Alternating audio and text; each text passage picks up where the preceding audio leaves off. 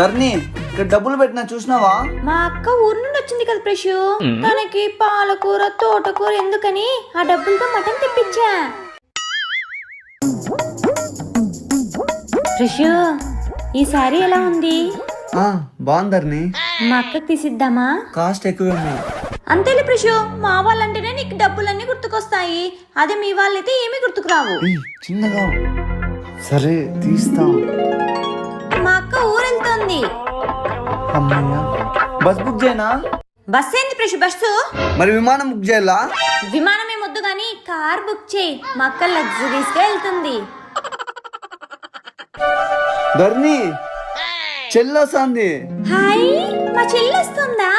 కాదు, మా చెల్లి. తలనొప్పి వస్తుంది. నీ చెల్లి నీకు ఎప్పుడన్నా రమ్మను.